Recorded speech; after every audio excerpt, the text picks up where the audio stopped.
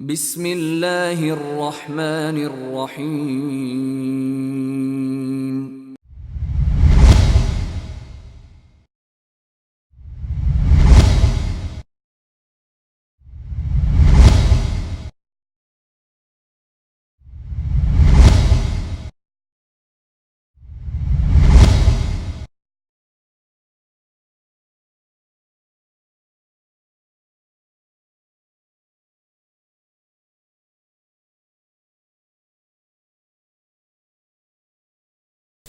الحمد لله رب العالمين والصلاة والسلام على قائد الغر المحجلين نبينا محمد وعلى آله وصحبه أجمعين، وبعد، فأعوذ بالله السميع العليم من الشيطان الرجيم. بسم الله الرحمن الرحيم. وهو الذي جعل الليل والنهار خلفة لمن أراد أن يذكر أو أراد شكورا۔ محترم بھائیوں، بزرگوں اور پردہ نشین ماؤں اور بہنوں، السلام علیکم ورحمۃ اللہ وبرکاتہ۔ سب سے پہلے ہم اللہ رب العالمین کا شکر بجا لاتے ہیں جس کی توفیق سے ہم اور آپ اس اجتماع میں شریک ہو سکے ہیں۔ پھر ہم آپ تمام تک اپنا نیک جذبہ پہنچانا چاہیں گے کہ ہمیں آپ سب سے اللہ کے لیے محبت ہے، اور اس محبت کے طفیل اللہ رب العالمین سے دعا کرتے ہیں کہ الہ العالمین تو ہم سب کے مسائل حل فرما دے، ہمارے آل و اولاد کی حفاظت فرما، اور ہم سب کو اپنے عرش کا سایہ نصیب فرما جس دن تیرے سایہ کے علاوہ کوئی اور سایہ نہ ہوگا، آمین یا رب العالمین۔ محترم بھائیوں، آج کی اس مجلس میں ہماری گفتگو کا ٹاپک ہوگا وقت کی قدر کیجیے۔ اس ٹاپک پر آخر ہم بات کیوں کرنا چاہتے ہیں؟ تاکہ ہم جان سکیں کہ جن قوموں نے وقت سے فائدہ اٹھایا اللہ نے ان کو ترقی دی، دنیا نے ان کا لوہا مانا، اور جن قوموں نے بھی وقت کی قدر نہیں کی، وقت کو برباد کیا، دنیا نے ان کو کچلا، ان کو پیسا اور ان کو بری طریقے سے نابود کیا۔ جب ہم مسلمانوں کی تاریخ کو پڑھتے ہیں تو ہمیں پتہ چلتا ہے کہ جب ہم نے وقت کی قدر کی تھی تو دنیا پر ہم نے حکومت کی، دنیا نے ہمارا لوہا مانا، دنیا میں ہماری طوطی بولتی تھی، لیکن جب ہم نے وقت کی قدر نہیں کی، ہمارے اندر سستی آئی، ہم نے وقت کی اہمیت کو نہیں سمجھا، تو ہم دنیا میں بھی زوال کے شکار ہوئے اور ہمارا دین بھی جاتا رہا۔ پھر وہ قومیں جن کے پاس دین نہیں تھا، جینے کا سلیقہ نہیں تھا، جو ڈارک ایج میں زندگی گزار رہے تھے، انہوں نے ہمارے علم سے استفادہ کیا، وقت کی اہمیت کو سمجھا، پھر انہوں نے اپنی تہذیب بنائی، انہوں نے دنیا کو اپنی مٹھی میں کیا، اور آج دنیا پر ان کی حکومت چل رہی ہے محض اس بنیاد پر کہ انہوں نے وقت کی قدر پہچانی تھی۔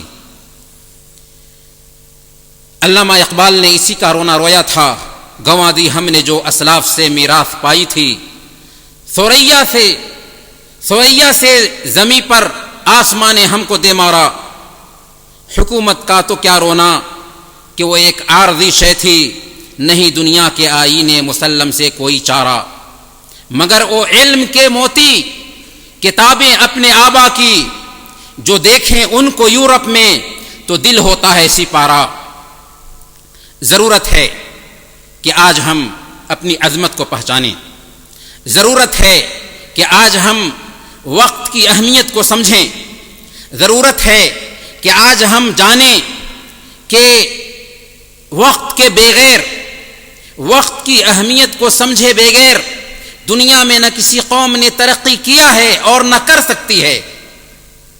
اس لیے وقت کو سمجھیں، اس سے فائدہ اٹھائیں۔ یہی مقصد ہے آج کے اس خطاب کا، اور یہی خلاصہ ہے ہماری تقریر کا۔ میرے بھائیو، وقت کیا ہے؟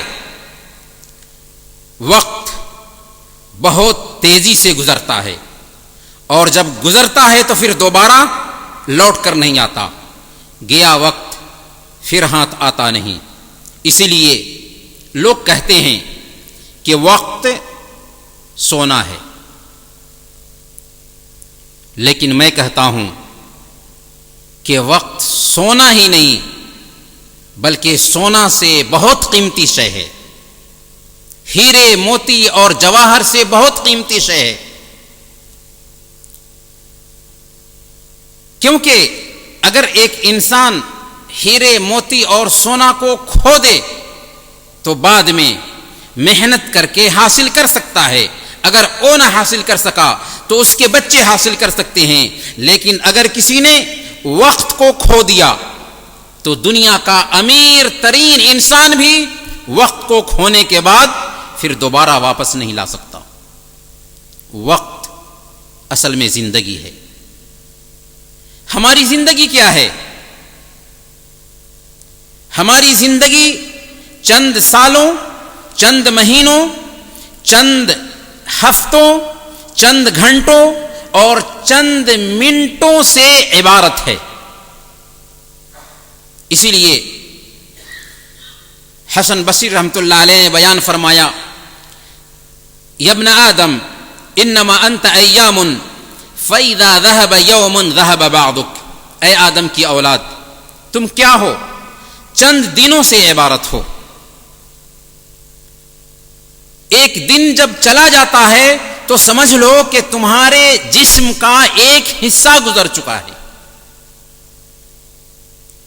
یہ زندگی جو ہم کو حاصل ہے، اس کی مثال یوں سمجھے کہ یہ برف کے جیسے ہے، جس کو کرکراتی دھوپ میں رکھ دیا گیا ہو۔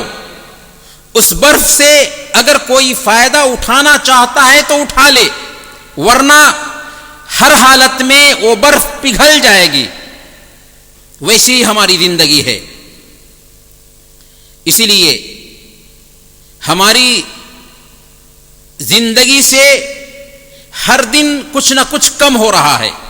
ہم ہر دن اپنی قبر سے قریب ہو رہے ہیں اور اپنی دنیا سے دور ہو رہے ہیں۔ اس زندگی میں اگر ہم نے کوئی نیکی کا کام کر لیا، ہر دن اگر اپنے لیے کوئی نیکی کا کام جمع کر لیا تو یہی نجات کا ذریعہ ہے۔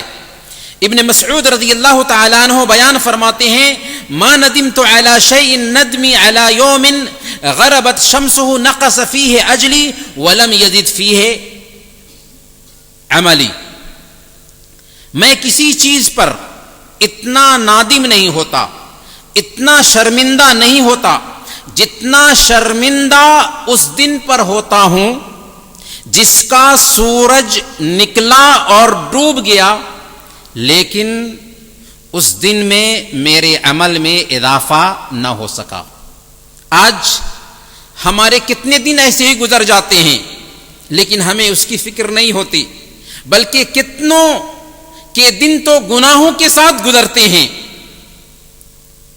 جب بات یہ ٹھہری کہ ہماری زندگی سے ہر دن کچھ نہ کچھ کم ہو رہا ہے اور ہم اپنی قبر سے قریب ہو رہے ہیں، تو کیا یہ بات عقل میں آتی ہے کہ ایک انسان سال گزرنے کے بعد اپنا برتھ ڈے منائے یا اپنے بچوں کا برتھ ڈے بنائیں؟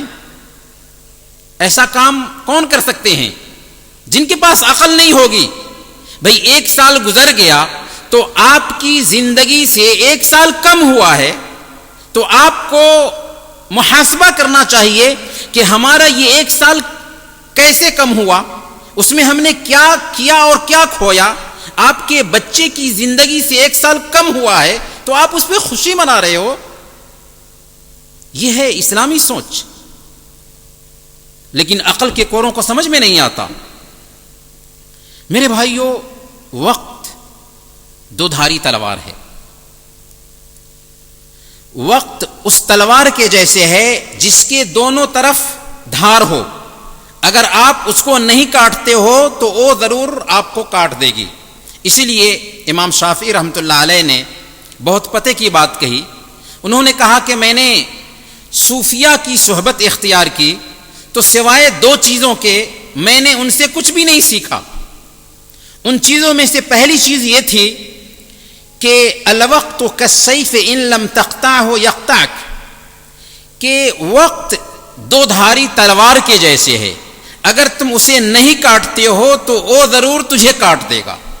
وقت سے فائدہ اٹھاؤ گے تو تم کامیاب رہو گے، اگر فائدہ نہیں اٹھاتے ہو تو تجھے وہ برباد کر کے رکھ دے گا۔ دوسری بات انہوں نے کہا کہ میں نے یہ سیکھا کہ اگر تم اپنے نفس کو حق میں مشغول نہیں رکھو گے تو وہ باطل میں مشغول ہو ہی جائے گا۔ اس لیے ایک بندے مومن کو چاہیے کہ اسے جو وقت ملا ہے اس وقت کو خیر کے کام میں استعمال کرے۔ اگر وہ خیر کے کام میں استعمال نہیں کر رہا ہے تو عجیب طریقے سے وہ باطل کے پرچارک میں شامل ہو جائے گا۔ اس لیے اگر اللہ تعالیٰ نے ہمیں زندگی دی ہے تو اسے خیر کے کام میں استعمال کریں، اور اگر ہم وقت کو برباد کرتے ہیں، وقت کو ضائع کرتے ہیں، تو سمجھ لیجئے کہ ہم خودکشی کر رہے ہیں، ہم آتم ہتیا کر رہے ہیں، ہم سوسائڈ کر رہے ہیں۔ بس اتنا فرق ہے کہ ایک آدمی جب خودکشی کرتا ہے تو فوراً زندگی سے اپنے آپ کو محروم کر لیتا، لیکن جب ایک انسان وقت کو برباد کر رہا ہوتا ہے تو وہ محدود دنوں کے لیے تو زندہ ہوتا ہے، لیکن زندہ رہ کر بھی وہ مردہ ہوتا ہے۔ اور ایسا ممکن ہے کہ ایک انسان دنیا میں چل رہا ہو، دنیا کی ساری ضرورتیں پوری کر رہا ہو، ملکوں کا کوئی پردھان منتری ہو، چاند ستاروں پہ کمندے ڈال رہا ہو، لیکن زندہ رہ کر بھی مردہ ہو۔ اللہ نے فرمایا اومن کان میتا فاحییناہ، کیا تم ایسے لوگوں کو نہیں دیکھتے جو مردہ تھے، ہم نے ان کو زندگی عطا فرمائی۔ یہ کون سی زندگی ہے؟ یہ ایمان کی زندگی ہے، یہ قرآن کی زندگی ہے، یہ اسلام کی زندگی ہے، یہ نماز کی زندگی ہے، یہ عبادت کی زندگی ہے۔ یہ زندگی مل جاتی ہے تو ہم گویا کہ زندہ ہیں، اگر یہ زندگی نہ مل سکی تو ہم زندہ ہو کر بھی مردہ ہوتے ہیں۔ اسی لیے امام ابن قیم رحمۃ اللہ علیہ بیان فرماتے ہیں اضاعۃ الوقت اشد من الموت، وقت کا برباد کرنا موت سے زیادہ سخت ہے، موت سے زیادہ سخت ہے۔ پھر فرماتے ہیں فإن إضاعة الوقت يقطعك عن الله واليوم الآخر، کیوں موت سے زیادہ سخت ہے وقت کو برباد کرنا؟ اس لیے کہ اگر تم وقت کو برباد کرتے ہو تو یہ وقت تمہیں اللہ اور آخرت کے دن سے کاٹ دیتا ہے، لیکن اگر تمہیں موت آ جاتی ہے تو تم دنیا اور دنیا والوں سے کٹ جاتے ہو۔ زیادہ گھاٹے کا سودا کون ہے؟ وقت کا برباد کرنا۔ میرے بھائیوں، ہمارا دین نہایت ہی پیارا دین ہے۔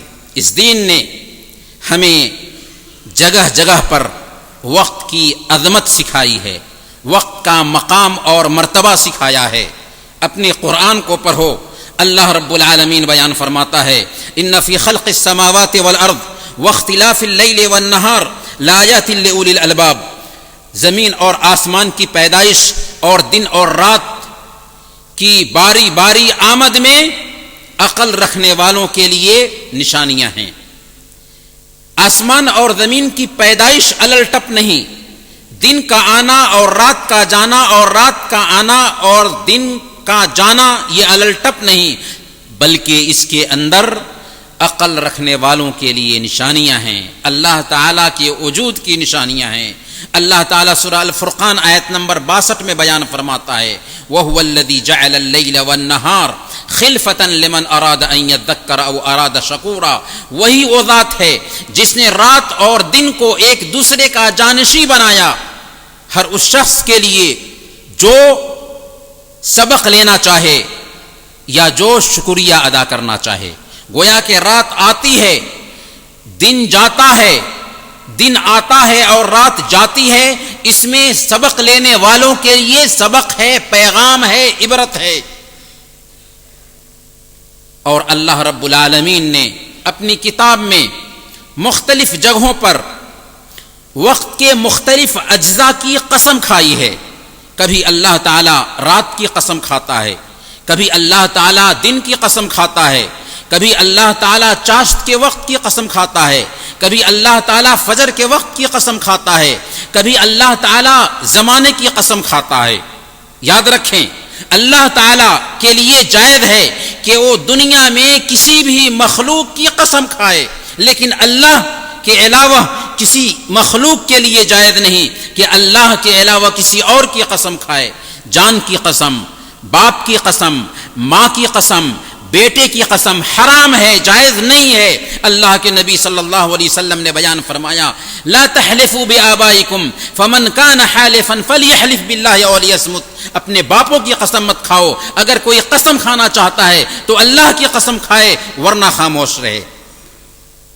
تو میں کہہ یہ رہا تھا کہ اللہ رب العالمین نے وقت کے بعض اجزاء کی جو قسم کھائی ہے محض یہ بتانے کے لیے کہ وقت کی بہت اہمیت ہے، وقت کی قدر کرو۔ اللہ رب العالمین بیان فرماتا ہے واللیل اذا یغشا والنہار اذا تجلی، قسم ہے رات کی جب کہ وہ چھا جائے اور دن کی جب کہ وہ روشن ہو جائے، والضحی واللیل اذا سجا، قسم ہے چاشت کے وقت کی اور رات کی جب کہ وہ چھا جائے، والفجر ولیال عشر، قسم ہے فجر کی اور 10 راتوں کی، والعصر ان الانسان لفی خسر، قسم ہے زمانے کی، انسان سارے کے سارے گھاٹے میں ہیں۔ اللہ تعالی وقت کے ان اجزاء کی قسم کھا کر کے اصل میں ہمیں احساس دلانا چاہتا ہے کہ اے انسانوں، وقت کی قدر پہچانو، وقت کی قیمت کو سمجھو، وقت کو برباد مت کرو۔ اور دنیا میں ہمیں یہ وقت ملا ہوا ہے، آخرت میں 2 ایسی جگہیں ہیں جہاں پر ایک بندہ اگر دنیا میں رہ کر کے وقت کی قیمت کو نہیں پہچانتا ہے تو کف افسوس ملے گا، پچھتائے گا، روئے گا اور چلائے گا، لیکن پھر کاہے کو پچھتاوا جب چڑیا چگ گئی کھیت۔ 2 جگہیں کون کون سی ہیں؟ اللہ تعالیٰ نے بیان فرمایا کہ پہلی جگہ موت کے بعد، یہاں تک کہ موت کے اثرات کو ایک انسان جب اپنے اوپر طاری دیکھتا ہے تو اسی وقت پچھتانے لگتا ہے کہ کاش کہ مجھے دنیا میں بھیج دیا جاتا۔ اللہ فرماتا ہے سورہ المؤمنون آیت نمبر 99 اور 100 حتی اذا جاء احدهم الموت قال رب ارجعونی لعلی اعمل صالحا فیما ترکت، جب ایک انسان کو موت آتی ہے تو وہ کہتا ہے رب ارجعونی لعلی اعمل صالحا فیما ترکت، اے اللہ ہمیں دوبارہ زندگی دے دے، اے اللہ ہمیں دنیا میں دوبارہ لوٹا دے، میں جو کچھ بھی چھوڑ کر آیا ہوں میں نیک عمل کرنے لگ جاؤں گا، ویسا نہیں رہوں گا جیسا میں دنیا میں تھا، جیسے میں تیرے حکموں کو پامال کر رہا تھا، بلکہ تیرا میں فرمانبردار بن جاؤں گا۔ اے اللہ میں تیرے طریقے کے مطابق زندگی گزارنے لگ جاؤں گا۔ کب احساس ہوا؟ جب کہ موت آئی۔ موت آنے سے پہلے احساس نہیں ہوتا ہے۔ میرے بھائیوں، اللہ تعالیٰ نے نافرمانوں کی یہ صفت بیان کی اور اللہ نے سوال آؤٹ کر دیا، ہر ایک کی زندگی میں وہ وقت آنے والا ہے۔ اللہ نے ہمیں زندگی دی ہے، ابھی موت نہیں آئی ہے، ہمیں سوچنا چاہیے کیا پتا کہ ہم یہاں سے نکلے اور موت آ جائے، پھر تمنا کریں رب ارجعونی، اے اللہ ہمیں لوٹا دے. کیا پتا کہ ہم آفس سے نکلیں موت آ جائے، پھر تمنا کریں کہ رب ارجعونی. کیا پتا کہ ہم اپنے گھر سے نکلیں موت آ جائے، کیا پتا کہ ہم اپنے گھر میں ہوں موج مستی میں لگے ہوں موت آ جائے، اور تمنا کریں کہ رب ارجعونی. ابھی وقت ہے، ابھی وقت ہے. ہمیں اپنا محاسبہ کرنا چاہیے. حسن بصری رحمۃ اللہ علیہ کے پاس جنازہ ان کے پاس سے گزرتا ہے تو لوگوں سے خطاب کرتے ہوئے کہتے ہیں کہ دیکھو یہ میت جس کو لے جایا جا رہا ہے، اگر اس کو دوبارہ موقع مل جائے تو کیا وہ نیک عمل کرے گا یا نہیں کرے گا؟ لوگوں نے کہا کہ ہاں ضرور، بالکل، وہ تو سدھر جائے گا. حسن بصری رحمۃ اللہ علیہ نے کہا فَإِن لَمْ يَكُنْ هُوَ فَكُنْ أَنْتَ. اگر اس کو اب موت کے بعد موقع نہیں ملنے والا ہے تو کم سے کم تمہیں تو موت آنی ہے نا. تمہیں تو ابھی موت نہیں آئی ہے، تم تو کم سے کم اس کے جیسے بن جاؤ. تو اصل میں وہی احساس ہونا چاہیے کہ اللہ تعالی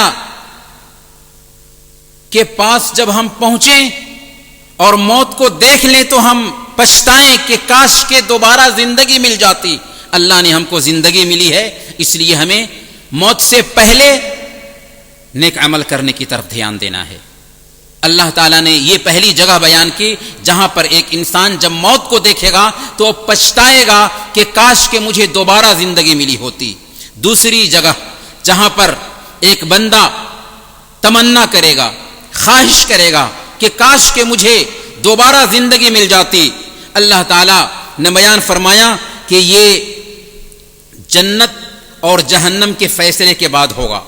جب جنتی جنت میں چلے جائیں گے اور جہنمی جہنم میں چلے جائیں گے تو جہنمی جہنم میں تمنا کریں گے کہ کاش کہ مجھے جہنم سے نکال دیا جاتا. اللہ تعالیٰ نے سورہ فاطر میں بیان فرمایا، آیت نمبر 37، وَهُمْ يَسْتَرِخُونَ فِيهَا رَبَّنَا أَخْرِجْنَا نَعْمَلْ صَالِحًا غَيْرَ الَّذِي كُنَّا نَعْمَلْ. وہ جہنم میں چلائیں گے، چیخیں گے، تمنا کریں گے کہ اے ہمارے رب ہمیں جہنم سے نکال دے، ہم بدل جائیں گے، ہم جیسے عمل کرتے تھے ویسے نہیں رہیں گے، بلکہ ہماری زندگی چینج ہو جائے گی، نیک عمل کرنے لگ جائیں گے. لیکن کیا ان کو موقع ملے گا؟ اللہ فرمائے گا اولم نعمرکم ما یتذکر فیہ من تذکر وجاءکم النذیر. کیا ہم نے تمہیں اتنی عمر نہیں دی تھی جس کے اندر سوچنے والا سوچ سکتا تھا، سبق لینے والا سبق لے سکتا تھا، حالانکہ تمہارے پاس ڈرانے والا بھی آیا تھا.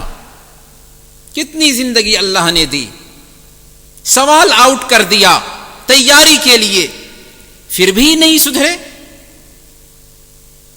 اسی لیے اللہ تعالیٰ فرمائے گا کہ کیا اتنی زندگی تمہارے لیے کافی نہیں تھی کہ اس میں سوچ سکو، فیصلہ لے سکو، کیا صحیح ہے اور غلط ہے اس کے بیچ میں تمیز کر سکو. اور تمہارے سر کے بال بھی سفید ہو گئے تھے. وجاءکم النذیر، اللہ کے بندے آئے تھے جنہوں نے تمہارے سامنے میں اللہ کا پیغام رکھا تھا. اللہ کے بندے نے کہا کہ نماز پڑھو، لیکن تو نے کہا کہ دیکھا جائے گا. اللہ کے بندے نے کہا کہ دین سیکھو، لیکن تو نے کہا کہ انشاءاللہ کوشش کریں گے. اللہ کے بندے نے کہا کہ اپنے آپ کو سنوار لو، لیکن تم نے اس کی بات کی طرف دھیان نہیں دیا. اب موقع جاتا رہا. اسی لیے صحیح بخاری کی روایت کے مطابق اللہ کے نبی صلی اللہ علیہ وسلم بیان فرماتے ہیں اعذر اللہ الی امرئ اخر اجلہ حتی بلغہ الی 60 سنہ.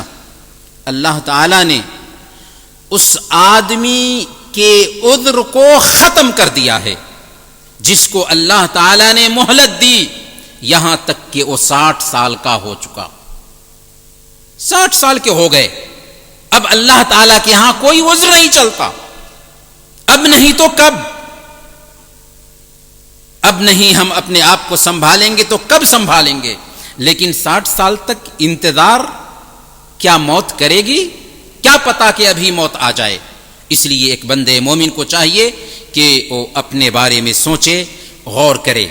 احادیث کو بھی آپ پڑھیں گے تو مختلف انداز میں ہمارے آقا محمد رسول اللہ صلی اللہ علیہ وسلم نے ہمیں وقت کی اہمیت سمجھانے کی کوشش کی۔ چنانچہ سنن ترمذی کی روایت ہے، اللہ کے نبی صلی اللہ علیہ وسلم ارشاد فرماتے ہیں، من حسن اسلام المرء ترکہ ما لا یعنیہ، ایک آدمی کے اسلام کی اچھائی میں سے ہے کہ وہ بیکار چیزوں کو ترک کر دے، بیکار چیزوں میں نہ الجھے۔ یہ اسلام کی اچھائی میں سے ہے کہ ایک انسان بیکار کاموں میں نہ لگے۔ ایک مومن کا وقت بہت قیمتی ہوتا ہے، اس کے پاس بیکار کاموں کے لیے فرصت نہیں ہوتی، اور یہ اللہ کی توفیق کی بات ہے کہ اللہ تعالی ہمیں خیر کے کاموں میں لگا دے، بیکار کاموں سے بچا لے۔ اللہ تعالی کی توفیق جن لوگوں سے چھن جاتی ہے وہ بیکار کاموں میں پڑے رہتے ہیں۔ اسی لیے حسن بصری رحمۃ اللہ علیہ نے بیان فرمایا، من علامت اعراض اللہ للعبد ان يجعل شغله فيما لا يعنيه خذلانا من اللہ عز وجل، اللہ تعالی کا اپنے بندے سے اعراض کرنے کی ایک پہچان یہ ہے کہ اللہ تعالی ایک بندے کو ذلیل کرنے کے لیے، رسوا کرنے کے لیے بیکار کاموں میں لگا دیتا ہے۔ اس لیے اپنا محاسبہ کرنا چاہیے کہ کیا ہماری زندگی بھی ایسا تو نہیں کہ بیکار کاموں میں لگی ہوئی ہے؟ کیا ہمارے وقت کا ایک اچھا خاصا حصہ بیکار کاموں میں گزر رہا ہے؟ اسی لیے صحیح بخاری اور مسلم کی روایت کے مطابق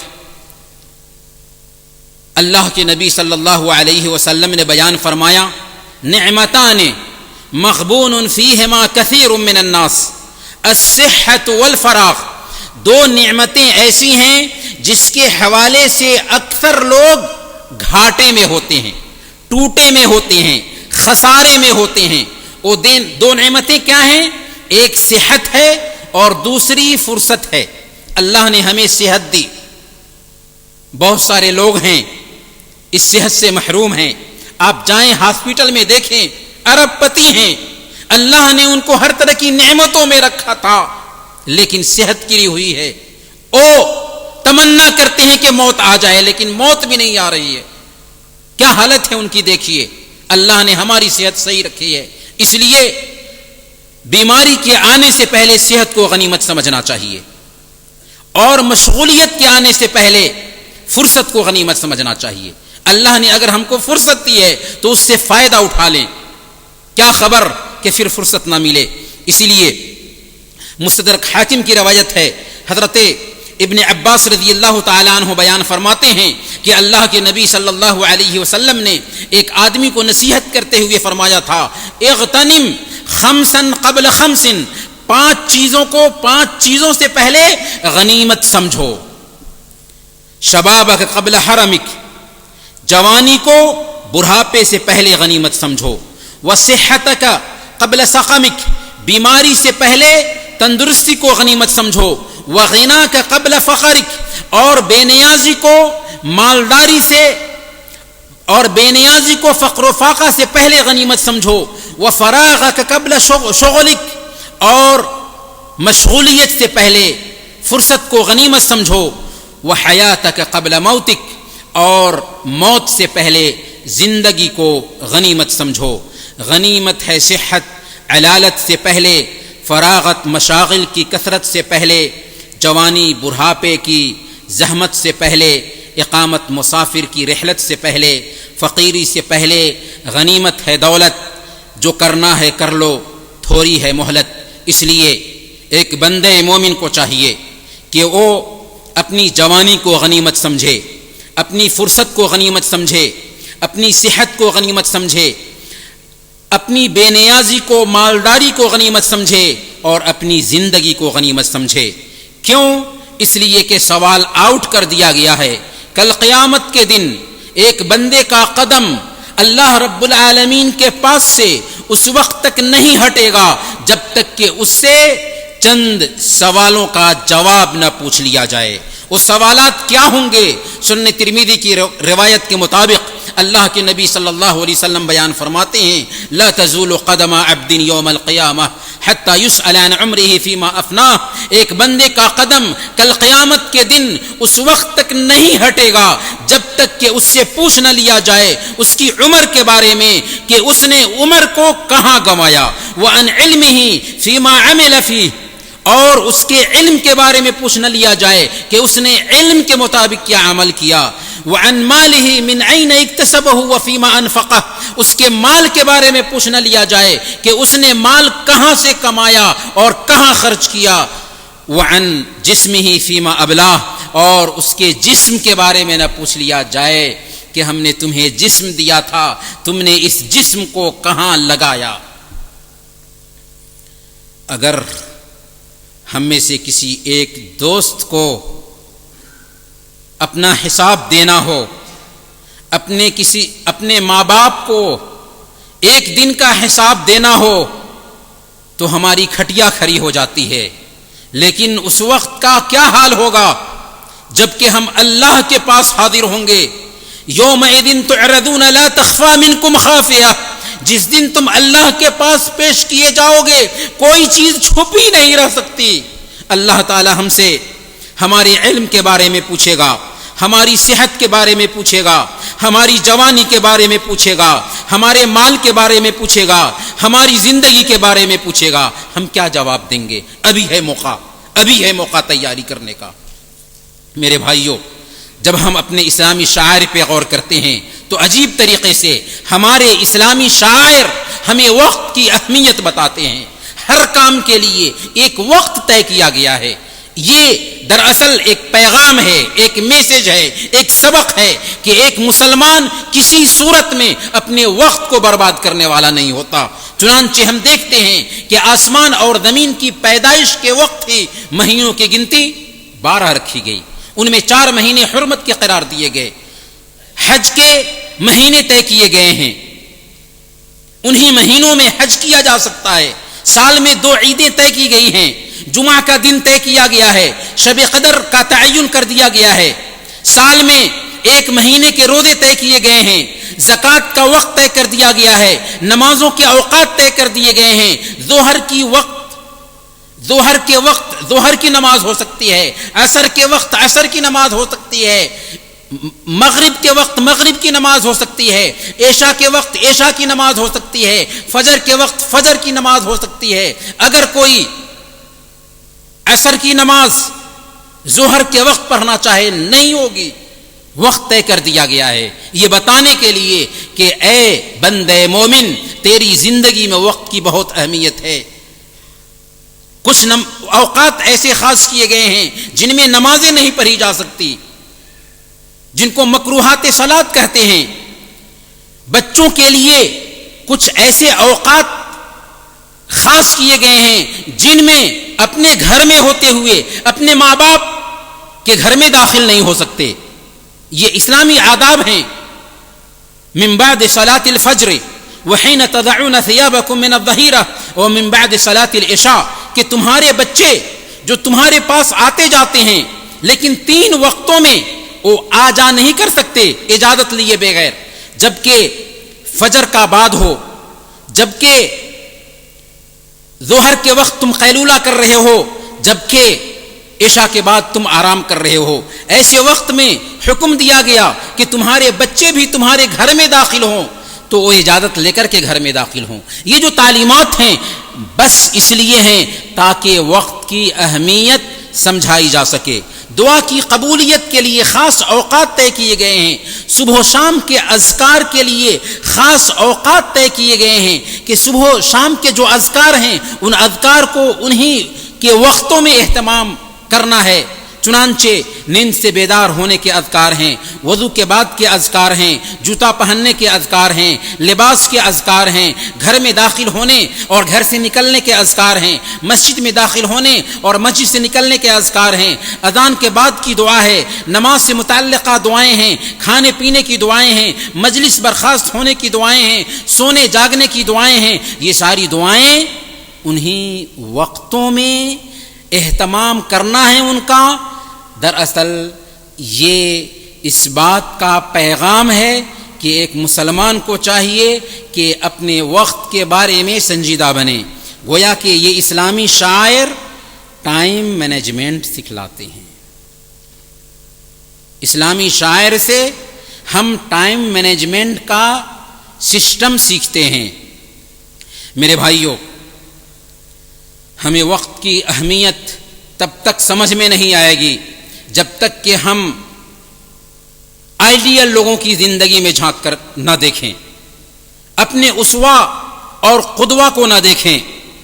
حسن بصری رحمۃ اللہ علیہ نے بیان فرمایا کہ میں نے ایسے لوگوں کو پایا ہے، اپنے زمانے کے لوگوں کو خطاب کر رہے تھے، میں نے ایسے لوگوں کو پایا ہے کہ تمہاری نظر میں درہم و دینار کی جتنی اہمیت ہے اس سے کہیں زیادہ ان کی نظر میں وقت کی اہمیت ہوا کرتی تھی۔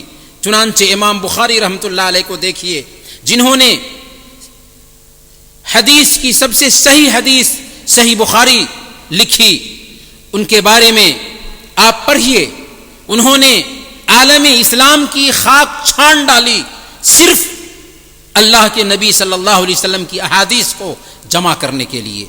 ان کے سیرت نگاروں نے لکھا کہ ان کا معمول تھا کہ رات میں وہ جگتے تھے 18 اور 20 مرتبہ، چراغ جلاتے تھے، کچھ لکھتے تھے، پھر سو جاتے تھے، پھر جگتے تھے، چراغ جلاتے تھے، لکھتے تھے، پھر سو جاتے تھے۔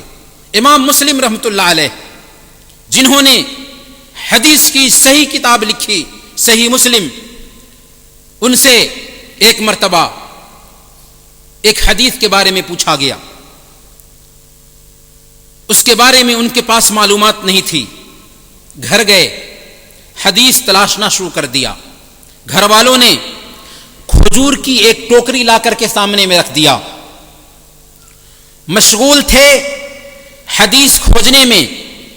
محویت کا یہ عالم تھا کہ کھجور سے لیتے تھے، منہ میں ڈالتے تھے، حدیث کھوجتے تھے، کھجور سے لیتے تھے، منہ میں ڈالتے تھے، حدیث کھوجتے تھے، انہیں احساس نہیں ہوا، حدیث کی کھوج میں لگے رہے یہاں تک کہ فجر کا وقت ہو گیا، لیکن محویت کے عالم میں اتنی کھجوریں کھا لی تھیں کہ یہی ان کی موت کا سبب بنا، اور علماء ان کو شہید علم کہتے ہیں۔ شہید علم امام مسلم رحمۃ اللہ علیہ۔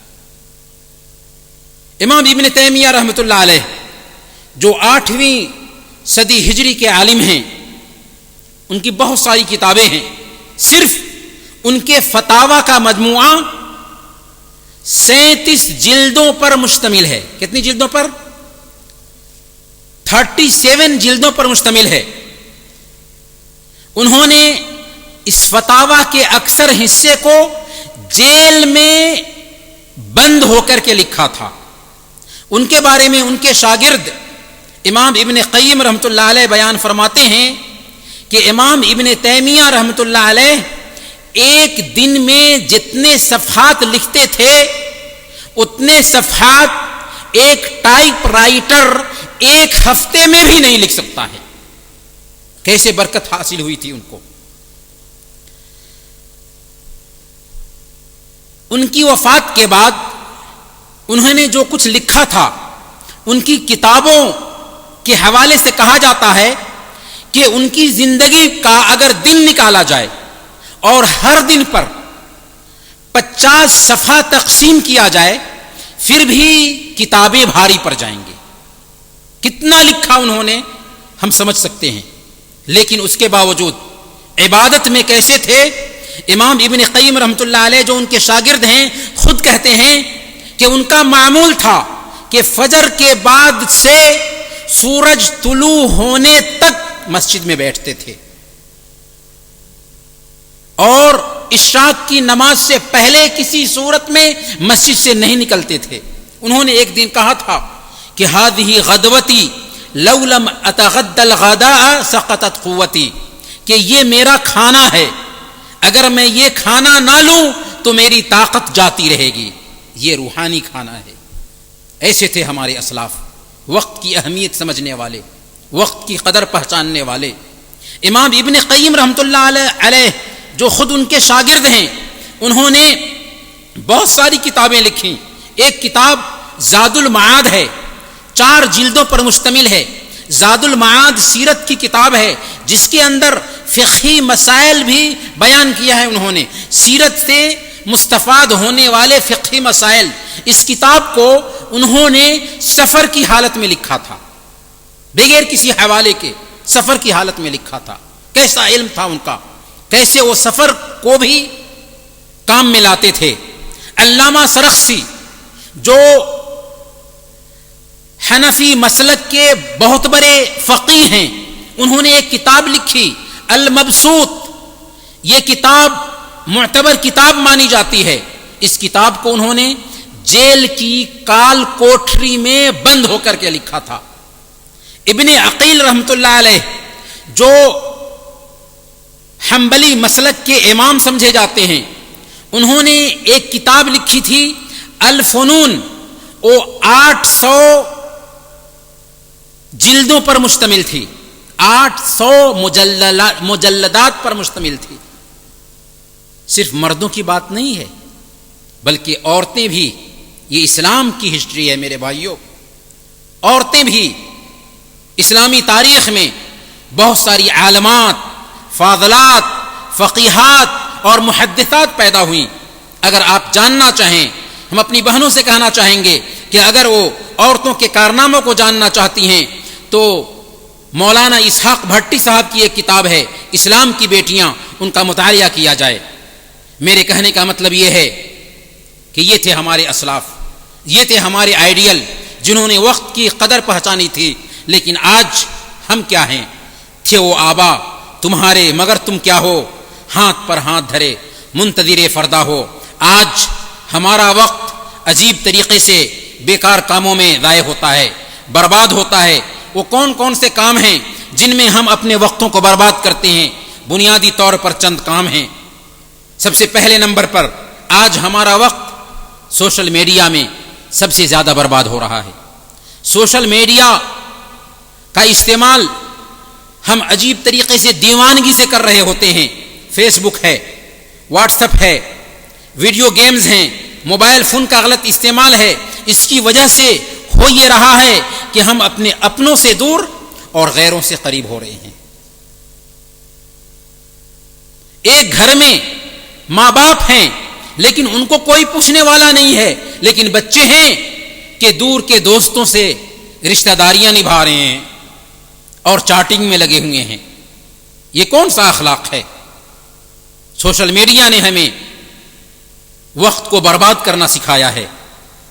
اس کی وجہ سے ہماری صلاحیت میں اضمحلال آ رہا ہے، صلاحیت کا فقدان ہو رہا ہے.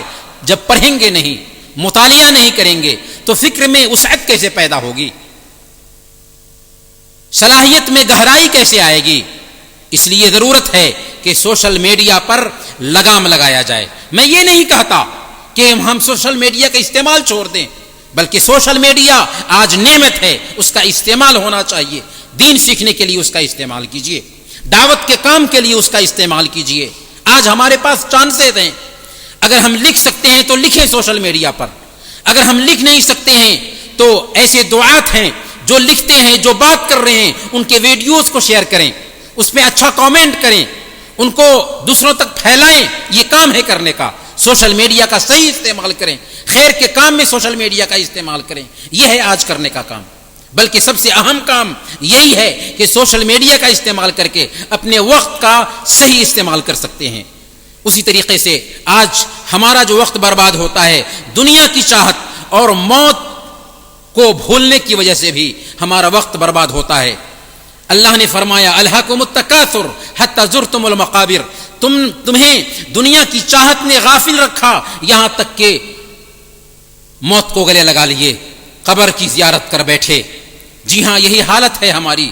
موت کو بھول کر کے دنیا میں لگے ہوئے ہیں، جائز اور ناجائز کی پرواہ کیے بغیر دنیا میں لگے ہوئے ہیں. ایک انسان جب موت کو یاد کرتا ہے تو وہ بیکار نہیں ہوتا، اپنی زندگی کے مقصد کو سمجھتا ہے. اس لیے سنن ترمذی کی روایت کے مطابق اللہ کے نبی صلی اللہ علیہ وسلم نے بیان فرمایا، اکثروا ذکر ہاذم اللذات، لذتوں کو ختم کر دینے والی چیز موت کو کثرت سے یاد کرو.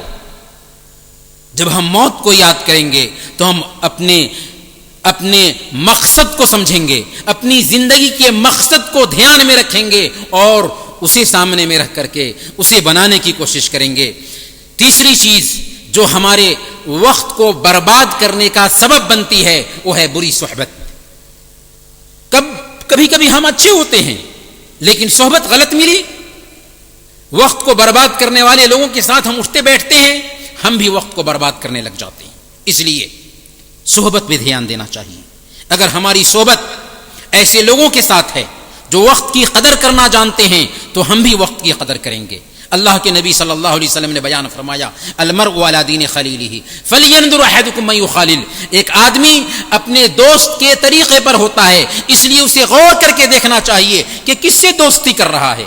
دوستی اچھی ہوگی تو اس کا اثر ہم قبول کریں گے، دوستی بری ہوگی تو ہم بھی برے ہوں گے. ٹال مٹول بھی وقت کے برباد کرنے میں اہم کردار ادا کرتا ہے. اگر ہمیں دین کے حوالے سے کچھ نصیحت کی جائے تو ہم کہتے ہیں کہ دیکھیں گے، توبہ کر لیں گے، وقت بہت باقی ہے، ہمارے لیے دعا کیجئے. دنیا کے حوالے سے ہمیں نصیحت کی جائے تو ہم کہتے ہیں کل کر لیں گے، ابھی وقت باقی ہے. نہیں میرے بھائیوں، ٹال مٹول ایک مومن کی شان نہیں ہے.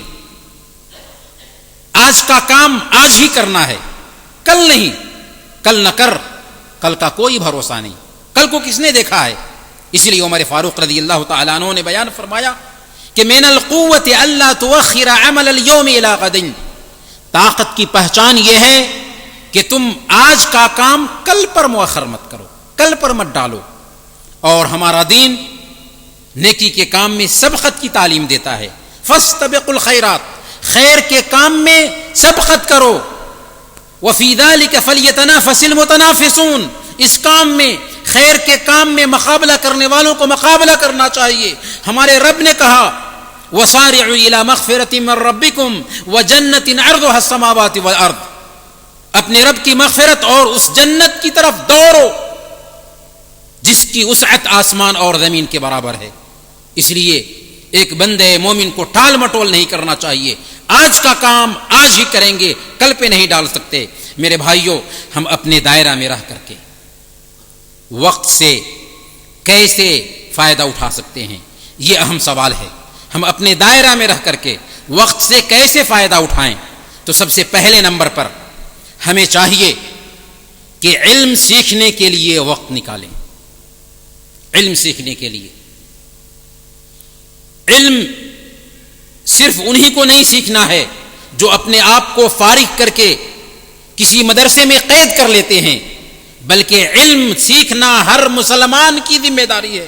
طلب العلم فریضۃ علی کل مسلم، علم سیکھنا ہر مسلمان کے لیے فرض ہے.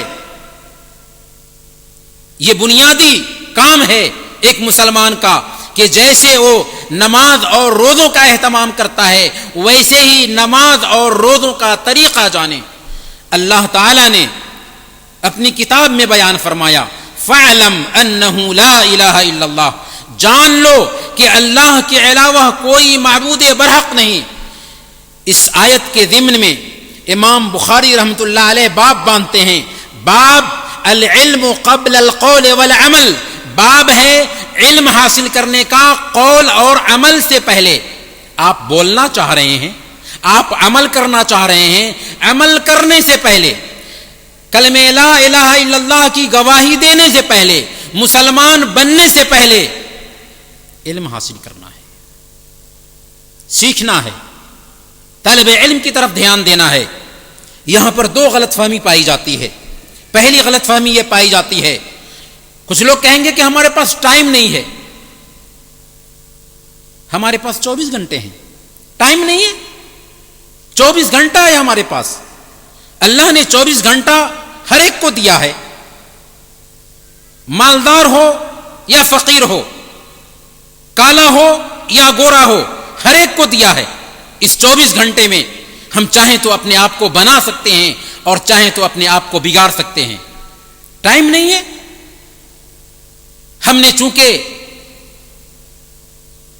جن چیزوں کو ثانوی درجہ دینا چاہیے تھا ان کو ہم نے اہم درجہ دیا, اور جن چیزوں کو اہم درجہ دینا چاہیے تھا ان کو ہم نے ثانوی درجہ دیا, جس کی وجہ سے ہم کہتے ہیں کہ ٹائم نہیں ہے. ٹائم ضرور ہے, بس اس کی پلاننگ کرنے کی ضرورت ہے. کچھ لوگ کہتے ہیں کہ عمر زیادہ ہو گئی ہے. عمر زیادہ نہیں ہوئی. دین سیکھنے کے لیے عمر کی قید نہیں ہے. اللہ کے نبی صلی اللہ علیہ وسلم پر جب وحی اتری تو اس وقت 40 سال کے تھے آپ. اس کے بعد صحابہ کرام جو 80 سال کے تھے انہوں نے بھی دین سیکھا, جو 70 سال کے تھے انہوں نے بھی دین سیکھا, جو 60 سال کے تھے انہوں نے بھی دین سیکھا, 40 سال کے تھے انہوں نے بھی دین سیکھا, اور 8 سال کے تھے انہوں نے بھی دین سیکھا. حضرت عمر فاروق رضی اللہ تعالی عنہ نے اپنے ایک ساتھی سے باری متعین کر لی تھی کہ 15 دن ہم کام کریں گے, 15 دن تم کام کرو. چنانچہ ایک دن ان کے ساتھی کام کرنے کے لیے جاتے تھے تو وہ اللہ کے نبی صلی اللہ علیہ وسلم کی مجلس میں حاضر ہوتے تھے, اس علم کو جمع کرتے تھے اور رات میں شیئر کر لیتے تھے. اور ایک دن وہ کام کے لیے جاتے تو ان کے ساتھی اللہ کے نبی صلی اللہ علیہ وسلم کی مجلس میں بیٹھتے اور شام میں آپس میں شیئر کرتے تھے. یہ تھا جذبہ, دین سیکھنے کا جذبہ. اس لیے ضروری ہے کہ ہم دین سیکھنے کے لیے پلاننگ کریں, وقت نکالیں. اور ہمارے ہی جیسے لوگوں نے جب چاہا, عزیمت اختیار کی, تو عجیب طریقے سے انہوں نے دین سیکھا. عبد الملک القاسم نے ایک کتاب لکھا ہے رسالۃ الی وافد, تارکین وطن کے نام پیغام. اس میں ایک واقعہ لکھا ہے کہ ایک اجنبی آدمی سعودی عرب میں بر کے علاقے میں کام کرنے کے لیے آیا تھا. وہ بالکل پڑھا لکھا نہیں تھا. اس کے اندر جذبہ پیدا ہوا کہ میں دین کا نالج حاصل کروں. چنانچہ اس نے دعائیں یاد کی, نماز روزے کی پابندی شروع کر دیا. پھر اس کے اندر جذبہ پیدا ہوا کہ میں قرآن پڑھوں, یہاں تک کہ اس نے قرآن ناظرہ پڑھنا شروع کر دیا. ہمیں اللہ نے موقع دیا ہے. خود میں نے دیکھا اپنے سامنے میں, ہمارے ساتھ ایک نیو مسلم آیا ہے, وہ قرآن پڑھنا جانتا ہے. کیسے قرآن پڑھنا جانتا ہے؟ اس لیے کہ اس نے محنت کی, وقت نکالا. ہمیشہ ہم سینٹرل جیل میں زیارت کرنے کے لیے جاتے ہیں. وہاں پر میں نے نیپال کے ایک نیو مسلم کو دیکھا. چند مہینے ہوئے تھے اس کو اسلام قبول کیے ہوئے, چند مہینے ہوئے تھے. اس نے نماز کی دعائیں سیکھ لی تھیں اور قرآن کریم کو ناظرہ پڑھنا سیکھ لیا تھا. کیسے ہوا؟ وقت نکالنے کی وجہ سے, پلاننگ کرنے کی وجہ سے. ٹائم کیسے نہیں نکلے گا؟ ٹائم نکلے گا. ہم ڈیوٹی کے لیے بس پر بیٹھتے ہیں اور ڈیوٹی کے لیے پہنچتے ہیں, پھر ڈیوٹی سے چھوٹنے کے بعد میں بس پر بیٹھتے ہیں اور گھر آتے ہیں. اس بیچ میں جو وقفہ ہوتا ہے, اس وقفے کو کارآمد بنایا جا سکتا ہے. ہمارے کتنے دوست ہیں, بلکہ آپ بھی جانتے ہوں گے کتنے مصری احباب ہیں جو بس میں بیٹھتے ہیں, قرآن کی تلاوت کرتے ہیں, یہاں تک کہ مہینے میں کتنے لوگ قرآن ختم کر لیتے ہیں. وقت کی قدر کرنا سیکھیے, وقت کی اہمیت کو سمجھیں. اگر ہم نے پلاننگ کیا تو عجیب طریقے سے وقت ہمارا ساتھ دے گا. کیسے ہم علم دین حاصل کرنے کے لیے وقت کو استعمال کریں؟ تو کویت میں الحمدللہ بہت موقع ہے. پہلے نمبر پر دار القرآن, وزارت الاوقاف کی طرف سے دار القرآن کے شعبوں میں باضابطہ تعلیم بالغاں کے کورسز ہوتے ہیں. مردوں کے لیے بھی ہوتے ہیں, خواتین کے لیے بھی ہوتے ہیں. ان میں داخلہ لے کر کے ہم دین سیکھ سکتے ہیں. اسی طریقے سے ہماری یہ بھی ذمہ داری بنتی ہے کہ ہم اپنے گھر میں ایک چھوٹی سی لائبریری بنائیں, اس میں دین سے متعلقہ کتابیں خریدیں اور ان کتابوں کو پڑھنے کے لیے وقت نکالیں. اگر ہم پڑھنا نہیں جانتے ہوں گے پھر بھی ہمارے لیے کوئی عذر نہیں. سوشل میڈیا ہے, آتھینٹک ویڈیوز سنیں, آڈیوز سنیں اور ان کے ذریعہ اپنے نالج کو بڑھانے کی کوشش کریں. یہ ہفتہ واری جو اجلاس ہیں یہ نعمت ہیں. اللہ جزائے خیر عطا فرمائیں منہج الانبیاء کے کارکنان کو. ہم ان کی ہمت کو سلام کرتے ہیں کہ انہوں نے ہمارے لیے یہ اچھی مجلس سجائی ہے. ایسے اجتماعات میں شریک ہوں تاکہ ہمارا ایمان محفوظ ہو سکے, ہم اپنے وقت کا صحیح استعمال کر سکیں. اسی طریقے سے وقت کے صحیح استعمال میں یہ بات آتی ہے کہ ہم اپنے رب سے مضبوط رشتہ بنائیں, اپنا عقیدہ سیکھیں, عبادات کا اہتمام کریں, نمازوں کی پابندی کریں. 5 وقت کی نمازوں کی وقت پر پابندی ہونی چاہیے. نماز ہمارے حبیب کی آنکھوں کی ٹھنڈک تھی. اسلام اور کفر کے بیچ حد فاصل ہے. ان نمازوں کا اپنے وقت پر اہتمام ہونا چاہیے. ان الصلاۃ کانت علی المؤمنین کتابا موقوتا, کہ نماز مومنوں پر وقت کی پابندی کے ساتھ فرض ہے. روزوں کا اہتمام ہونا چاہیے. سوموار اور جمعرات کے روزے ہیں اور ابھی ہم شوال کے مہینے سے گزر رہے ہیں. اللہ کے نبی صلی اللہ علیہ وسلم نے صحیح مسلم کی روایت کے مطابق بیان فرمایا, من صام رمضان ثم اتبعه 6 من شوال کان کصیام الدہر. جس نے رمضان کے روزے رکھے پھر اس کے بعد شوال کے 6 روزے رکھ لیے تو وہ گویا کہ ہمیشہ روزہ رکھتا رہا. اس لیے ہمیں چاہیے کہ عبادت کی انجام دہی میں اپنا وقت لگائیں. ہم اپنے دائرے میں رہ کر کے وقت کا صحیح استعمال کیسے کر سکتے ہیں, اس میں ایک ذکر کا اہتمام ہے. ہم کہیں فارغ وقت میں ہیں, کہیں بیٹھے ہوئے ہیں, کسی کام کے لیے گئے, وہاں پر ہماری زبان تو حرکت کر سکتی ہے نا. سبحان اللہ, الحمدللہ, لا الہ الا اللہ, اللہ اکبر, یہ اذکار ہیں. کل قیامت کے دن اگر ہم نے اس موقع کو فائدہ میں نہیں لایا تو افسوس کریں گے کہ ہم نے کیسے اس موقع کو ضائع کر دیا تھا. اللہ کے نبی صلی اللہ علیہ وسلم نے بیان فرمایا, مثل الذی یذکر ربہ والذی لا یذکر ربہ مثل الحی والمیت. جو اللہ کو یاد کرتا ہے اور جو اللہ کو یاد نہیں کرتا, دونوں کی مثال زندہ اور مردہ کسی ہے. الا بذکر اللہ تطمئن القلوب. اللہ کے ذکر سے دلوں کو سکون ملتا ہے. یہ سکون کی چیز ہے. فرصت کے لمحات کو غنیمت جانیے. زبان کو حرکت دینے کی بات ہے.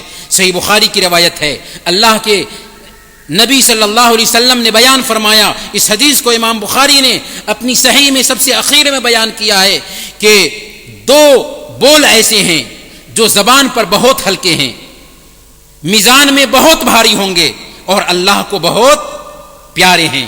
وہ 2 بول کون ہیں؟ سبحان اللہ و بحمدہ, سبحان اللہ العظیم, سبحان اللہ و بحمدہ, سبحان اللہ العظیم. زبان پر بہت ہلکے, میزان پر بھاری ہو جائیں گے اور اللہ کو بہت پیارے ہیں. ذکر کا اہتمام کریں, اسے اپنا حفظ جاں بنائیں, اسے اپنے گلے کا ہار بنائیں. اگر ہم نے اپنی عادت بنا لی تو عجیب طریقے سے ہم اپنے وقت کو کنٹرول میں رکھ سکتے ہیں. اسی طریقے سے ہمیں چاہیے کہ صلہ رحمی کے لیے وقت نکالیں. وقت کا سب سے بہتر استعمال ہے کہ ہم صلہ رحمی کریں, اپنے رشتہ داروں کا خیال کریں, اور رشتہ داروں میں سب سے پہلا نمبر ماں باپ کا آتا ہے. ماں باپ سے بات کریں, ان کی ضرورت پوری کریں. اللہ کے حق کے فوراً بعد ماں باپ کا حق ہے, اس کے بعد دوسرے رشتہ دار ہیں. یہ ضروری ہے کہ ہم رشتہ داروں کا حق ادا کریں. اور رشتہ داری نبھانا یہ نہیں ہے کہ اگر ہمارا رشتہ دار ہم سے تعلق اچھا بنایا ہوا ہے تو ہم اچھا بنائے رکھیں گے, اگر ہمارا رشتہ دار ہم سے کٹتا ہے تو ہم بھی کٹ جائیں گے. نہیں میرے بھائیو, یہ رشتہ داری نبھانا نہیں ہے. صحیح بخاری کی روایت ہے, اللہ کے نبی صلی اللہ علیہ وسلم نے بیان فرمایا, لیس الواصل بالمکافی ولکن الواصل الذی اذا انقطعت رحمہ وصلہا. کہ برابری میں رشتہ داری نبھانے والا اصل میں رشتہ داری نبھانے والا نہیں, بلکہ اصل رشتہ نبھانے والا وہ ہے کہ اس کا رشتہ دار اس سے کٹ رہا ہے تو وہ جڑنے کی کوشش کرے. اصل میں یہ رشتہ داری نبھانا ہے. اور جب ہم صلہ رحمی کرتے ہیں تو اس کا فائدہ کیا ملتا ہے؟ صحیح بخاری کی روایت کے مطابق اللہ کے نبی صلی اللہ علیہ وسلم نے ارشاد فرمایا, من احب ان یبسط له فی رزقه وان ينسأ له فی اثره فلیصل رحمہ. جو آدمی اس بات کو پسند کرتا ہو, جو آدمی اس بات کو پسند کرتا ہو کہ اس کی عمر لمبی کر دی جائے اور اس کی روزی میں برکت آئے، عمر لمبی کر دی جائے اور اس کی روزی میں برکت آئے، تو اسے چاہیے کہ وہ صلہ رحمی کرے، اپنے رشتہ داروں کا خیال کرے۔ یہاں تک کہ ہم زکوٰۃ نکالتے ہیں، اگر ہمارے رشتہ دار زکوٰۃ کے مستحق ہیں تو ان کو اگر ہم زکوٰۃ دیتے ہیں تو اس میں دوہرا اجر ہے۔ الصدقۃ علی المسکین صدقہ وعلی ذی الرحم ثنتان صدقۃ وصلۃ، کہ کسی مسکین پہ صدقہ کرتے ہیں تو صدقہ کرنے کا ثواب ملتا ہے، لیکن اگر ہم اپنے رشتہ دار کو صدقہ کریں، اپنے رشتہ دار کو زکوٰۃ دیں تو زکوٰۃ دینے کا ثواب ملے گا، اس کے ساتھ ساتھ صلہ رحمی کرنے کا بھی ثواب ملے گا۔ اسی طریقے سے ہمیں چاہیے کہ دعوت کے کام کے لیے کچھ وقت نکالیں۔ ہماری اہمیت کیا ہے؟ ہمارا مقام اور مرتبہ کیا ہے؟ کیوں ہمارا مقام اور مرتبہ بیان کیا گیا ہے؟ کنتم خیر امت، تم بہترین امت ہو۔ کیوں بہترین امت ہو؟ کیونکہ تمہیں اپنے لیے نہیں پیدا کیا گیا ہے، انسانوں کے لیے وجود بخشا گیا ہے۔ ہم انسانوں کے لیے وجود میں لائے گئے ہیں، ہم اپنی ذمہ داری کو بھول چکے ہیں۔ ومن احسن قولا ممن دعا الی اللہ، اس انسان کی بات سے بہتر بات کس کی ہو سکتی ہے جو اللہ کی طرف بلائے۔ اس لیے ہم سب کو چاہیے کہ ہم اپنی زندگی کے مقصد کو سمجھیں، اور جیسے ہم نیک عمل کر رہے ہوں، جیسے ہم دین سیکھ رہے ہوں، ہم دین کو اپنا رہے ہوں، ویسے ہی ہماری ذمہ داری بنتی ہے کہ ہم اپنے گھر میں بھی دینی رجحان کو قائم کریں، ہم اپنے پاس پڑوس میں بھی دینی رجحان قائم کریں، ہم دوسرے لوگوں سے بھی دین کا نالج شیئر کریں۔ بلغوا عنی ولو آیہ، ایک آیت بھی اگر تم جانتے ہو، آتھینٹک آیت، اللہ اور اس کے رسول کی بات، آتھینٹک بات، تو اسے دوسروں تک پہنچاؤ۔ یہ ہماری ذمہ داری ہے، اس لیے دعوت کے لیے بھی وقت نکالیں، اور یہ وقت کا سب سے بہتر استعمال ہوگا۔ اور اللہ نے اس بات سے بھی نہیں روکا، ہمارے دین نے اس بات سے بھی نہیں روکا کہ ہم دنیاوی امور میں مہارت حاصل نہ کریں۔ دنیاوی امور میں بھی مہارت حاصل کرتے ہیں، یہ وقت کا بہترین استعمال ہوگا کہ ہم دنیاوی کوئی پیشہ اختیار کرنا چاہ رہے ہیں، کوئی فن سیکھنا چاہتے ہیں، اس کے لیے ہم وقت نکالیں، سیکھیں، یہ وقت کا بہتر استعمال ہوگا۔ میرے بھائیوں، ایک آخری نقطہ جس پہ ہم اپنی بات ختم کریں گے وہ یہ ہے کہ ایک مسلمان کے شب و روز کیسے گزرنے چاہیے، ایک مسلمان کا دن اور رات کیسے گزرنا چاہیے۔ میرے بھائیوں، ایک مسلمان کی صبح فجر کے وقت ہوتی ہے، فجر کی اذان ہو گئی، مسلمان کی صبح ہو گئی۔ اب اس کے بعد ایک مسلمان سویا نہیں رہتا، لیکن عجیب صورتحال ہے کہ فجر کی اذان ہوتی ہے، ہم آرام سے سوئے رہتے ہیں، دوسری قومیں ہم پہ ہنستی ہیں۔ ایک صاحب نے لکھا تھا کہ ایک عورت اپنے بیٹے کو پکارتے ہوئے کہہ رہی ہے کہ رام پرساد اٹھو، سورج نکلنے تک مسلمانوں کے جیسے سوئے رہتے ہو، رام پرساد اٹھو، سورج نکلنے تک مسلمانوں کے جیسے سوئے رہتے ہو۔ میرے بھائیوں، دوسری قوموں کے پاس کوئی دین نہیں تھا، کوئی سلیقہ نہیں تھا، کوئی تہذیب نہیں ہے، ہمارے پاس دین ہے، ہمارے پاس طریقہ ہے، ہمارے پاس تہذیب ہے، ہمیں جاگنا چاہیے تھا، لیکن ہم سوئے ہوئے ہیں۔ میرے بھائیوں، ایک مسلمان کی صبح فجر کے وقت ہوتی ہے، فجر کے بعد سونے کا تصور نہیں کیا جا سکتا ہے۔ اور صحیح مسلم کی روایت ہے، اللہ کے نبی صلی اللہ علیہ وسلم نے ارشاد فرمایا، من صلی العشاء فی جماعت فکأنما قام نصف اللیل ومن صلی الصبح فی جماعت فکأنما قام اللیل کلہ، جس نے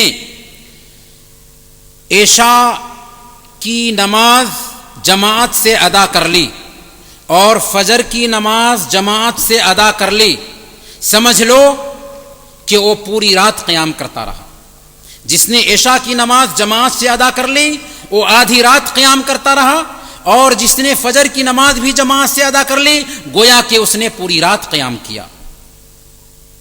صحیح مسلم کی روایت ہے، اللہ کے نبی صلی اللہ علیہ وسلم نے ارشاد فرمایا، من صلی الفجر فہو فی ذمۃ اللہ، جو فجر کی نماز ادا کر لیتا ہے وہ اللہ کے ذمے آ جاتا ہے، اللہ کی پناہ میں آ جاتا ہے۔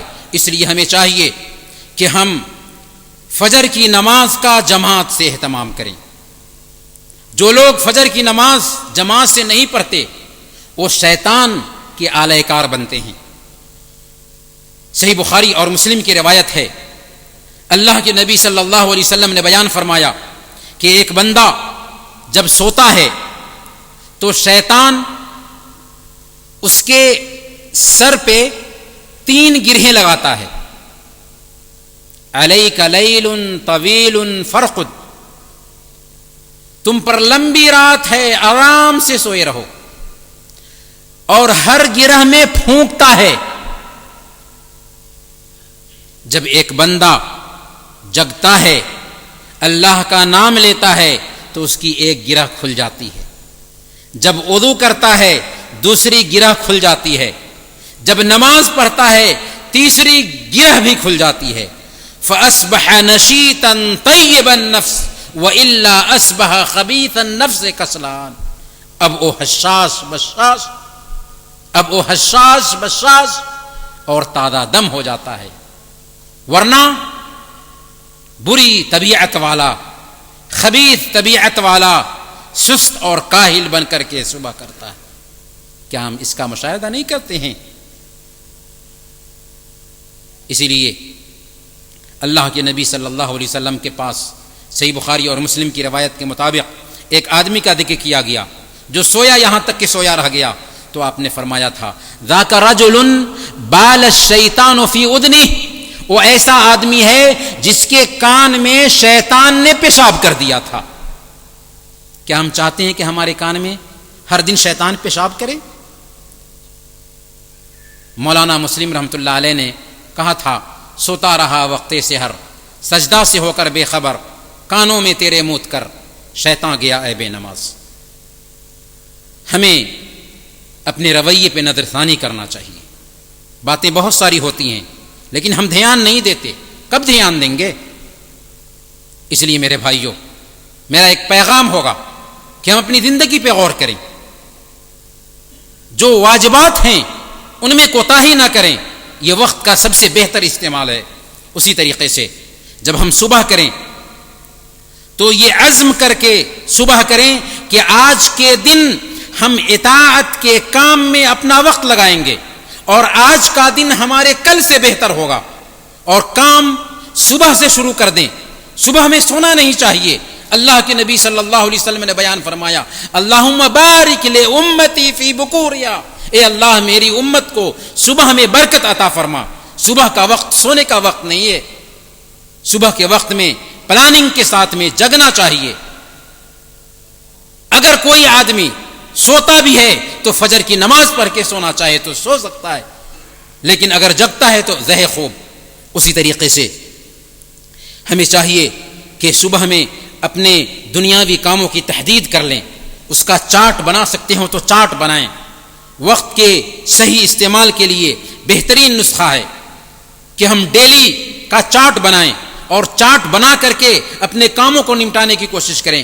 جس کام کو کر لیں اس پہ ٹک لگا دیں کہ یہ کام ہو چکا ہے، عجیب طریقے سے ہمیں کام میں برکت ہوگی، اور ہم سمجھ سکیں گے کہ واقعی ہم وقت کا صحیح استعمال کر رہے ہیں۔ اسی طریقے سے جو دینی کام ہیں ان کا بھی ایک چارٹ بنائیں۔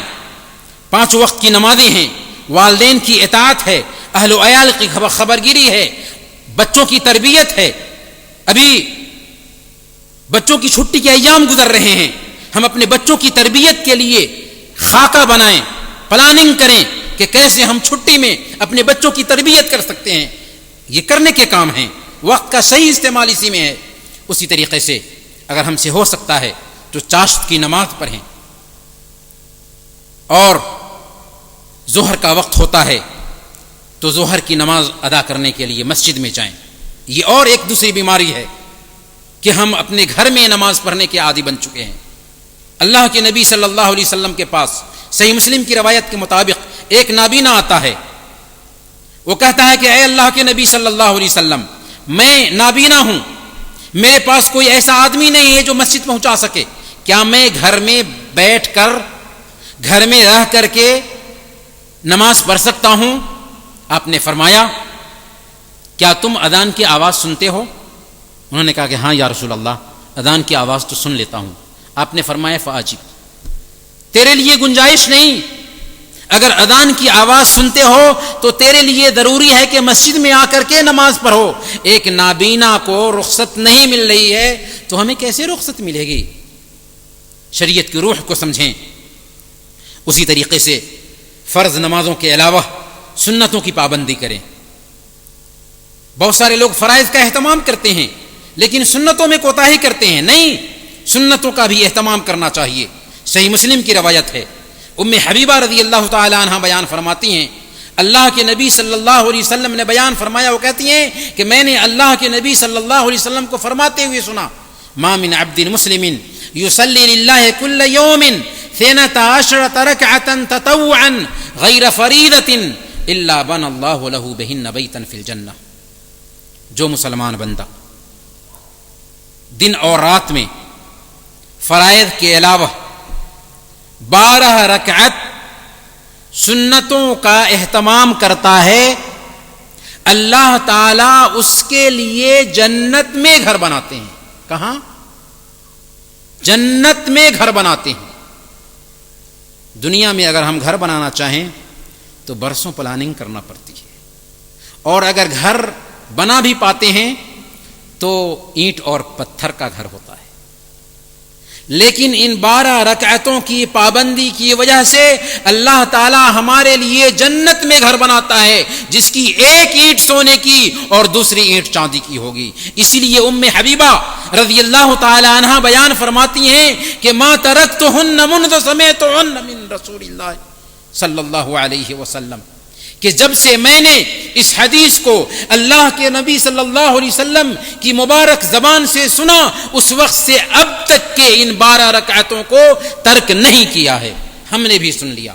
عزم کریں ان 12 رکعتوں کی پابندی کرنے کا، کہ کسی بھی صورت میں چاہے حالت جو بھی ہو جائے ہم ان 12 رکعتوں کی پابندی کریں گے، کیونکہ اللہ تعالی ہمارے لیے ان 12 رکعتوں کی پابندی کی وجہ سے جنت میں گھر بناتا ہے. اسی طریقے سے جب عصر کی اذان ہو تو ہمیں چاہیے کہ عصر کی نماز پڑھنے کے لیے جائیں.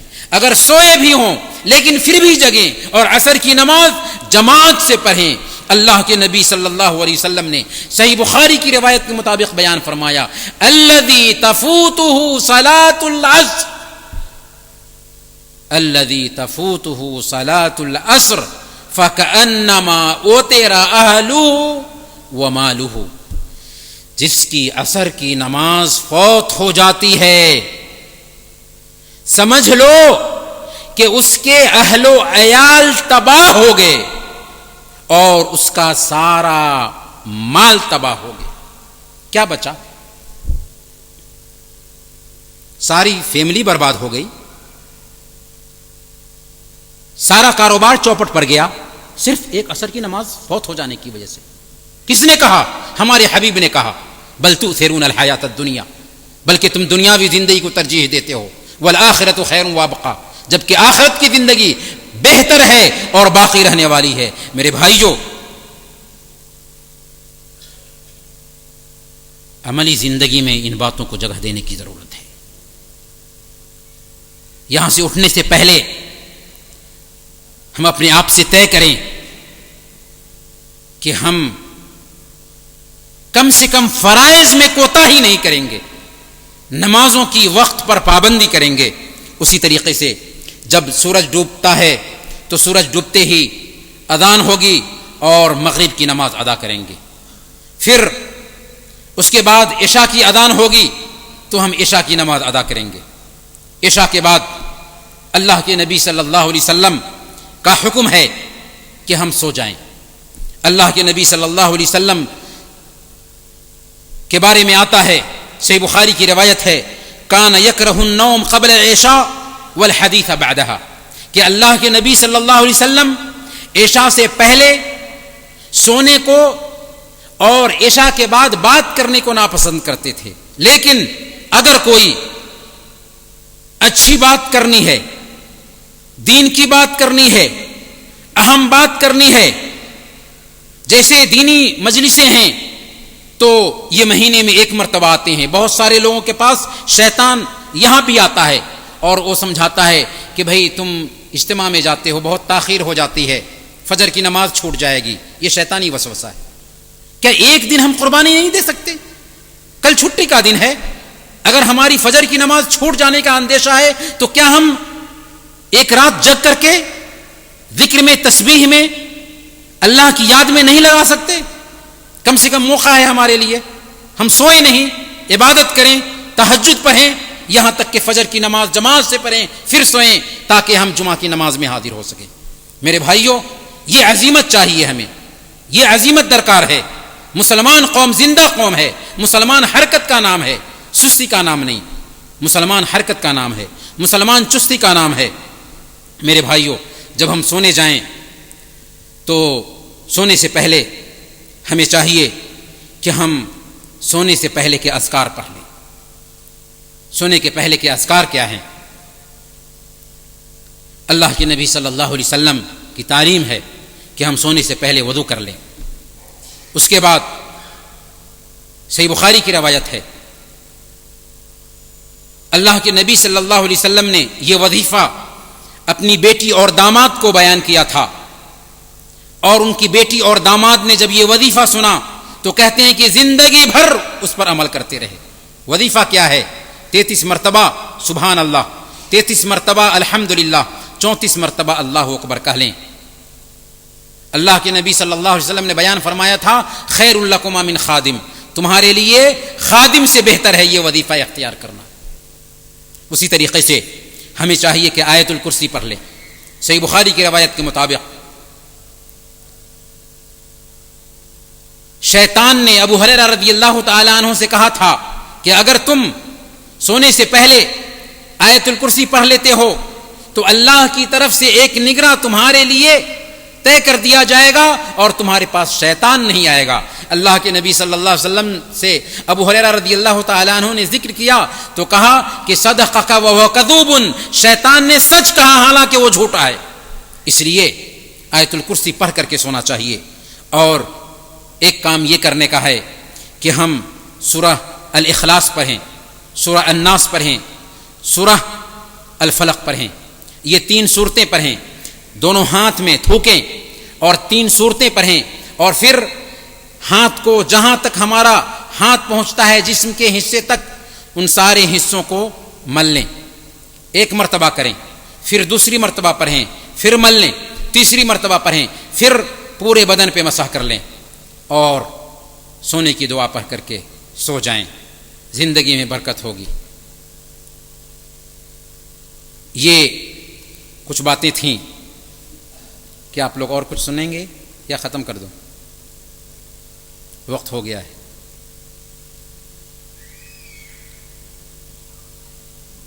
باتیں بہت ساری آ چکی ہیں۔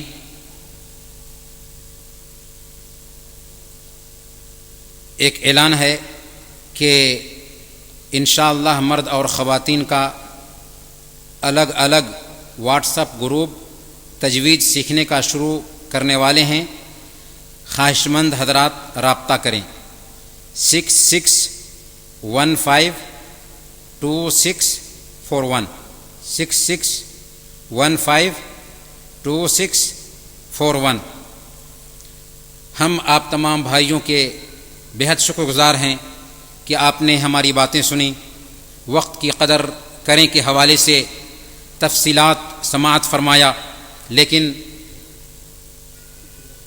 لیکن ہم آپ سے گزارش کریں گے کہ آپ نے جو کچھ بھی سنا ہے ان باتوں کو عملی جامہ پہنانے کے لیے اپنے آپ کو تیار کریں۔ اور ایک اور اعلان کر دیں کہ قرطبہ کا پروگرام انشاءاللہ کتنی تاریخ کو ہے؟ جی 27 تاریخ کو اگلے جمعرات کو ہو رہا ہے، اس میں بھی آپ تمام بھائیوں اور بہنوں کی شرکت یقینی ہونی چاہیے۔ تو آئیے ہم دعا کرتے ہیں کہ الہ العالمین تو ہم سب کے مسائل حل فرما دے، ہمارے آل و اولاد کی حفاظت فرما، جو لوگ پریشان حال ہیں ان کی پریشانی کو دور فرما دے۔ الہ العالمین جو لوگ بے روزگار ہیں انہیں برسر روزگار بنا دے۔ الہ العالمین جو بھائی یا بہن بیمار ہیں، اگرچہ ان کی بیماری مایوس کن کیوں نہ ہو، الہ العالمین تو انہیں شفاء عاجلہ کاملہ نصیب فرما۔ الہ العالمین جو لوگ اس دنیا سے گزر چکے ہیں ان کی قبروں کو نور سے بھر دے، انہیں جنت الفردوس میں جگہ نصیب فرما۔ الہ العالمین ہم سب کو زندہ رکھنا تو ایمان پر زندہ رکھنا، اور وفات دینا تو ایمان پر وفات دینا۔